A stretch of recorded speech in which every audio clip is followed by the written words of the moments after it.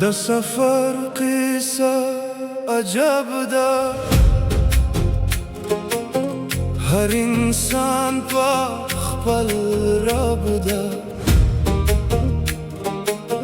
وی وی لار پالا روان وی د تقدیر په حکم بند وی. هر قدم یو آزمایش ده، هر زخم یو نیا درس ده.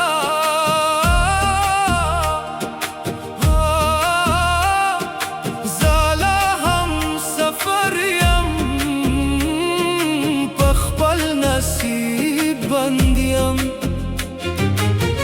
د بچپن سفر شروع شه، د خواندن لر جوړ شه.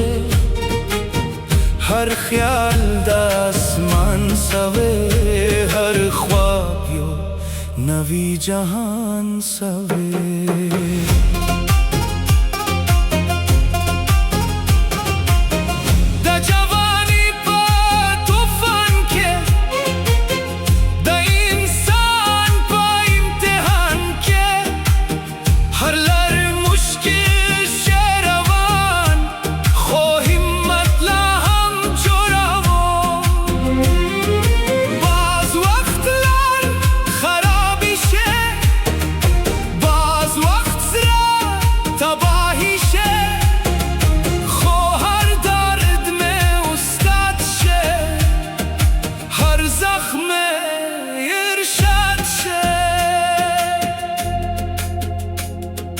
इंसान पर सफर की नामत कैसी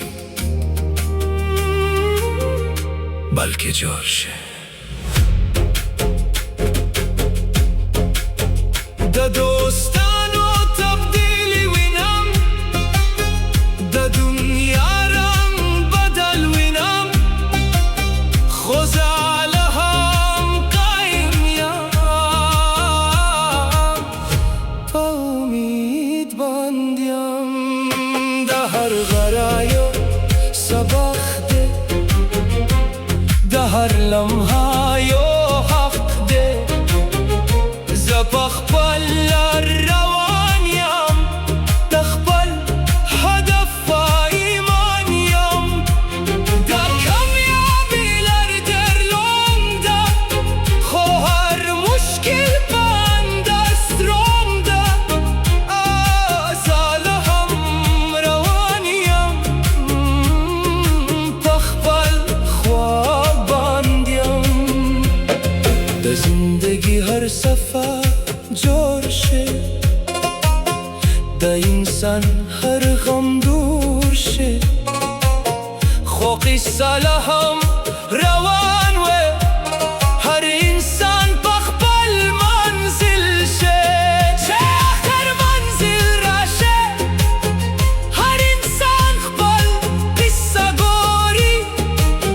د سفر قصه پتهی وی، خو زړه لا هم زنده وی. دا سفر قصه عجب ده، هر انسان په خپل رب ده. وی وی لر په لار روان وی د تقدیر په حکم